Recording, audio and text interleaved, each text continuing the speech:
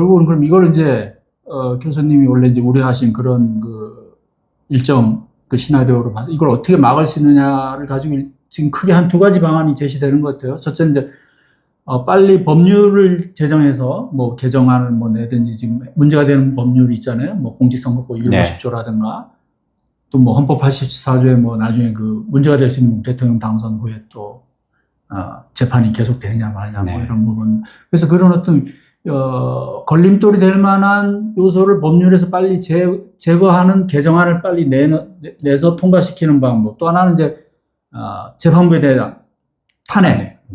대법원 또는 이번 뭐 파기환송심을 맡는 고등법원 판사들에서 크게 두 가지라고 보는데 혹시 뭐 또 다른 게 있나요? 아닙니다. 지금 시간이 상당히 촉박하기 때문에 현실적으로 생각해 볼 수 있는 대안은 그 두 가지입니다. 자, 그럼 첫 번째는 저도 이제 그래서 교수님 말씀도 듣고 뭐 다른 의견들을 보고 한번 저도 나름 이렇게 검토를 해봤는데 거부권을 일단 이게 뭐 당연히 또 이제 거부권을 행사할 가능성이 크다고 보는 거잖아요.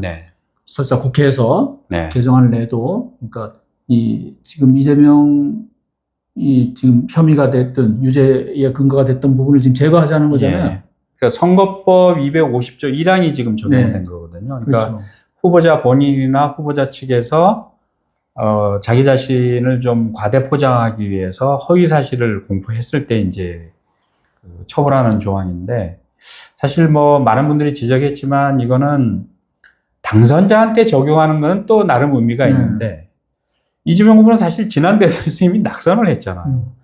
낙선하면서 이미 국민들에 의해서 어떻게 보면 판단과 심판을 받은 거예요. 서로 그것이 허위 사실이라 할지라도.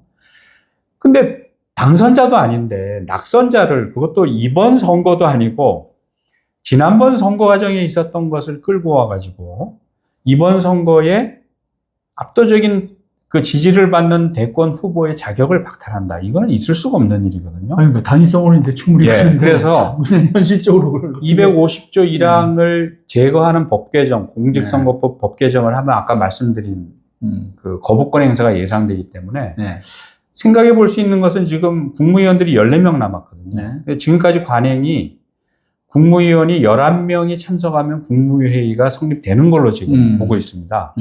10명만 남으면 국무회의 자체가 성립이 안 되거든요. 거부권 행사를 할 수 없거든요. 그래서 이제 국무위원 4명을 더 탄핵을 시키는 거.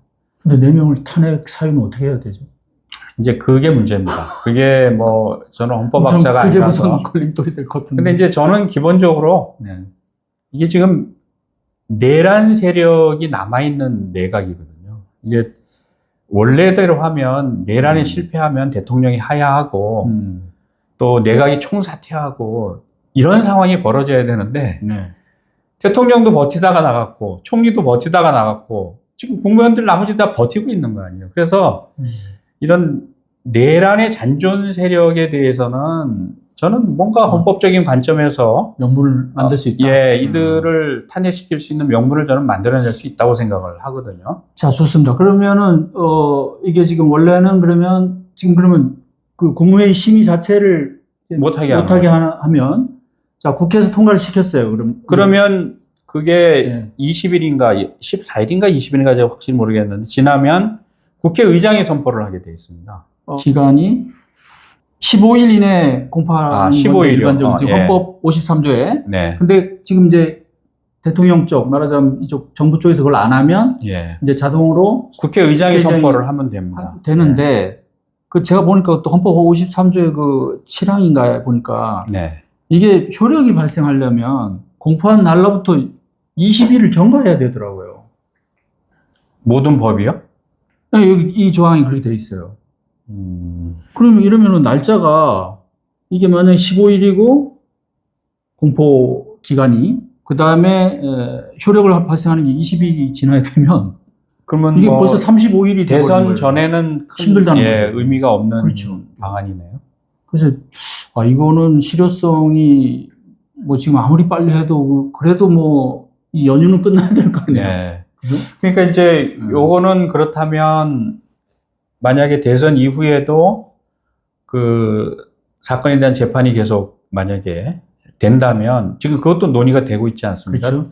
대통령 당선되고 나서 판결이 확정되면 그게 이제 대통령직에서 물러나야 되느냐 말아야 되느냐 또는 그 재판을 계속 할 수 있느냐 뭐 이런 지금 논란이 붙어 있는데 이제 이렇게 되면 적어도 당선된 이후에 이제 처벌할 근거가 없어지기 때문에 면소 판결로 재판은 다 종결이 돼 버리는 거죠. 그러면 이 개정안을 가지고 이제 소급 적용을 할 수 있다는 거죠? 예. 피고인한테 유리하기 때문에 다 소급 적용이 되는 거거든요. 자, 그럼 법률안 개정 부분은 뭐 그렇고, 그 다음에 이제 지금 이제 중요한 것이 이제 판사 탄핵 부분인데, 네. 여기에 대해서 이제 뭐 우려도 많아요, 사실은. 네. 그럼 고등법원 재판부가 자, 대법원의 유죄 취지에 따라서 그 파기환송 취지에 따라서 유죄를 선고하는데 이거를 그러면 어떤 명분으로 이 판사들을 탄핵할 것이냐? 결국은 또 법률 위반을 뭐 찾아야 될 거 아니에요. 그러니까 저는 그 점이라고 봅니다. 그러니까 그 서두에 제가 말씀드린 것처럼 그 조희대 대법원이 지금 전면적으로 선거에 개입을 한 거거든요. 네. 파기환송 맡은 재판부도 만약에 그 보조에 맞춰서 지금 속도를 내는 것은 저는 이 재판부도 지금 선거에 개입하는 걸로 저는 판단을 하거든요. 그래서 이재명 후보 측에서 사실 시간이 얼마 안 남았잖아요. 기일이 뭐 20 며칠만 지나면 지금 그렇죠. 그 공판 기일로 잡아도 연기를 해도 뭐 한 20일만 지나면 선거가 지나가는데 늦춰달라.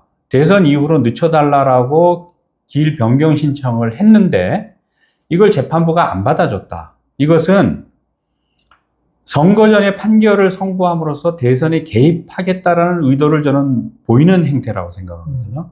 그럼 저는 그걸 근거로 해서 탄핵을 할 수 있다고 봅니다. 그때 해야 되고요. 고등법원 판사들. 예. 그래서 민주당이 그거는 준비를 하고 있다가 기일 변경 신청이 거절됐다. 이러면 저는 즉시 그건 탄핵을 해야 된다고 봅니다. 그럼 탄핵을 하게 되면 또 재판부를 재배당해서 또 할 거 아니냐. 그러면 그렇죠. 바뀐 재판부에 대해서 또 신청을 하는 거죠. 또 신청을 해서 안 받아주면 여기도 탄핵을 해야죠. 저는 이유는 근거는 분명하다고 생각을 하거든요. 왜 대선을 며칠 앞두고 재판부가 선거에 개입을 하느냐. 저는 그건 충분한 그 논거가 된다고 보거든요. 그렇게 해서 탄핵을 하면 저는 그 기회를 계속 늦출 수 있다고 보거든요. 그러니까 그게 이제 첫 번째 그 방안이고, 네. 두 번째는 어찌어찌 해서 하여튼 고등법원에서 판결이 나왔다. 네. 이제 이렇게 되면 7일의 기간은 일단 주어지지 않습니까? 재상고 여부를 네. 결정을 해야 되니까. 이때는 뭐 법원이 할 수 있는 게 없으니까요. 저는 그 기간 안에 그 조희대 대법원장과 구인의 대법관을 탄핵을 해서 그 기능 불능 상태로 저는 빠뜨려야 된다. 이렇게 생각을 합니다. 이게 저는 아까 말씀드린 것처럼 일단 대법원의 재상고가 돼서 올라가면 그 다음날 하루 만에 저는 판결을 확정시킬 수 있다고 저는 대법원이 보거든요. 그래서 이제 그 7일의 기간 동안 선제적으로 저는 탄핵을 해야 된다. 지금 뭐 민주시민들 상당수는 막 지금부터 당장 탄핵하라 뭐 이런 의견도 많은데 네. 일단 고등법원에서 최대한 시간을 벌어보고 거기서 판결이 나오면 그 다음에 이제 7일 동안 저는 그 대법원장과 대법관을 탄핵하면 되지 않겠느냐. 자, 그럼 두 가지 경우 다 일단은 상황을 좀 보면서 준비를 하고 있대. 예, 준비를 해야죠. 지금 사실 당장 하는 건 조금 뭐가 예. 좀 안 맞고. 예. 사실 명분도 그러면 조금 약하겠죠. 예. 일단 고등법원도 그러면 어떻게 하는지, 뭐 아까 말씀하신 대로 기일 변경 이런 걸 안 예. 받아주고 뭐 이런 거, 방어권 침해 예. 이런 논리를 탄핵을 하고, 대법원은 대법원대로 그렇게 또 빨리 움직일 경우에 네네. 그때 봐가지고 네. 대법원 고등법원 판사들은 뭐 자기들이 배당을 바꾸고 해서 하지만 대법관들은 방법이 없겠네요. 탄핵해버리면 직무가 정지되는 그렇죠. 거예요. 예. 거기 뭐 그러면 10명 탄핵시키면 그 다음은 뭐 아무도 재판을 못 하는 거죠. 다만 이제 염려는 그러면 이제 대법원이 틀림없이 헌법재판소에 가처분 신청을 할 거거든요. 그래서 뭐 그들의 주장이 전혀 엉뚱한 건 아니에요. 왜냐하면 대법원이 기능이 마비가 되면 우리나라에 그렇죠. 굉장히 많은 사건이 대법원으로 올라오는데 판결을 못 내리게 되면 국민들이 피해를 본다. 법질서에 혼란이 생긴다. 아마 이제 그런 이유를 들어가지고 가처분을 내가지고 그 탄핵은 됐지만 직무정지를 풀어달라. 아마 그런 가처분을 낼 겁니다. 근데 이제 그 풀어주면 안 되잖아요. 재판을 할 수 있으니까. 그것도 시간도 걸릴 거 아니에요. 하려면. 그래서 이제 그래서 이제 그때 헌재가 중요하다고 저는 생각을 하거든요. 그래서 헌재가 그 가처분 판단을 그 하기 위한 시간을 잡으면서 대선 기간을 넘기면 사실 문제는 없는 거죠. 그러면 깔끔해지는 거고 선거 치르기 전에 뭔가 헌재에서 판단을 한다면 또 상황이 역전되는 상황이 벌어질 수도 있다. 근데 이제 제가 기대하는 건 그겁니다. 헌재는 본인들도 알죠. 저게 대법원이 그 공무원의 정치적 중립 의무에 위반되고 선거법에 위반해서 선거에 개입했다라는 걸 모르겠습니까? 그런 점을 저는 알고 있을 거로 생각을 하고, 또 지금 이제 국민들 분노가 막 대법원으로 향하다가 보니까 민주당에서도 이 정권 잡은 이후에 대법원을 개혁하기 위한 지금 법안들을 막 내놓고 있지 않습니까? 그래서 대법관 수를 늘리겠다. 물론 뭐 대통령에 대한 재판 절차를 중단시키는 법안도 나와 있긴 하지만 기본적으로는 대법관 수를 뭐 30명 이상 수십 명으로 늘리겠다.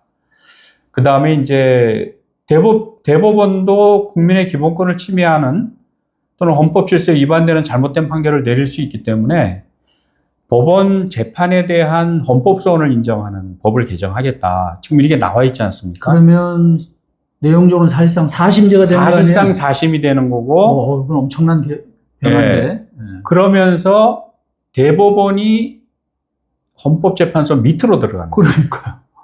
이거는 뭐 대법원 입장에서는 상당히 굴욕적인 상황이 벌어지는 거고, 헌재 입장에서 보면 명실상부하게 최고 재판소로 등극을 하는 거거든요. 근데 헌재가 그럼 또 너무 과도한 권한을 갖게 되면. 그래서 일단 그건 뒷문제고요. 뒷문제고. 나중에 또 반대의 경우가 발생할 수가 있는데. 그래서 저는 만약에 가처분 신청이 들어가더라도 헌재가 직무정지를 풀어줄 것 같지는 않다라는 생각은 합니다.